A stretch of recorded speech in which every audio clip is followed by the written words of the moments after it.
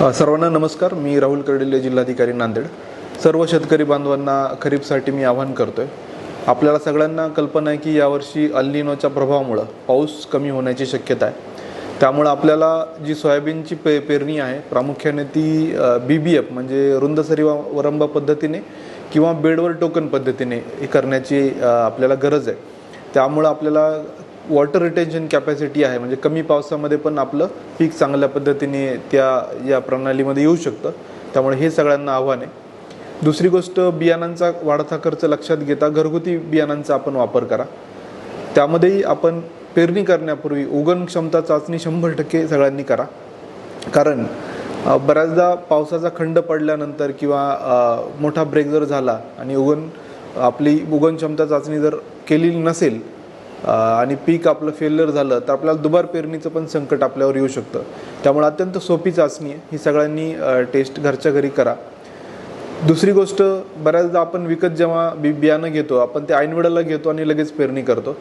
किमान 7 दिवस आधी आपण बियाणं खरेदी केलं पाहिजे, जेणेकरून आपल्याला उगवण क्षमता चाचणी आपल्याला घरच्या घरी करता येईल.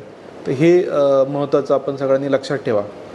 दुसरी गोष्ट, आंतरपीक पद्धतीची आपण लागवड जर केली तूर आणि सोयाबीनचा तर आपल्यालाही यामध्ये चांगल्या पद्धतीचा फायदा होऊ शकतो. हे पण आपण लक्षात घ्या.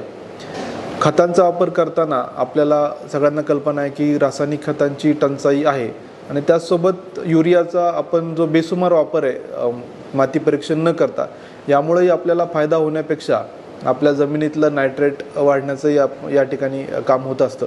त्यामुळं आपण जे रायझोबियम आहे, ॲझोटोबॅक्टर आहे, हिरवळीचे खतं आहेत किंवा नॅनो युरिया आहे, नॅनो DAP आहे, यासारख्या खतांचा वापर करा. ज्यामध्ये अनावश्यक खतांचा वापर कमी होईलच, परंतु आपली उत्पादकता चांगल्या पद्धतीने वाढेल. पुढची गोष्ट म्हणजे आपल्याकडं फार्मर कप चळवळ मोठ्या प्रमाणावर चालू आहे. 778 गट आपल्याकडं झालेत आणि या गटांनी जी SOP दिलीत, डिजिटल शेती शाळा ते घेतात, तर याचा 100% पालन करण्याचा आपण प्रयत्न करा. त्यामुळं आपल्याला फायदा होईल. त्याचसोबत कृषी विभागाने जे लॉन्च केलेलं महाविस्तार ॲप आहे, हे मोठ्या प्रमाणावर आपण डाउनलोड करा. याच्यामध्ये सगळ्या प्रकारची माहिती आपल्याला मिळू शकते, इझिली मिळू शकते. त्यामुळे ते पण एक आव्हान आहे. आणि आता इथून पुढच्या काळामध्ये सगळ्या स्कीम्स या ॲग्रीस्टॅगशी लिंक झालेल्या आहेत. अजूनही आपल्याकडं 20% शेतकऱ्यांनी साधारणतः ॲग्रीस्टॅग फार्मर ID काढलेला नाही आहे. आपण तो तत्काळ काढून घ्यावा, जेणेकरून तुम्हाला सगळ्या योजनांचा फायदा घेणं अत्यंत सोपं जाईल. पुढची महत्त्वाची सूचना आहे की बऱ्याचदा लवकर पेरणी करण्याची टेंडन्सी आहे, त्याला धूळ पेरणी म्हणतात. त्यामुळं पेरणीची कुठली घाई करू नका. 80 mm ते 100 mm पाऊस झाल्यानंतरच आपण पेरणी करा.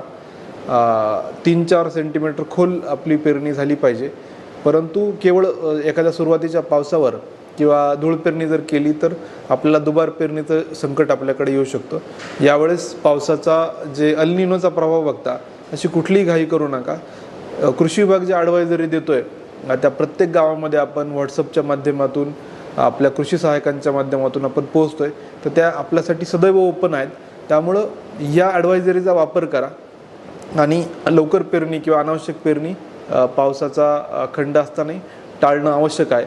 त्यामुळं याची खबरदारी आपण सर्व शेतकरी बांधवांनी घ्यायला पाहिजे असं मी आवाहन करतो. धन्यवाद.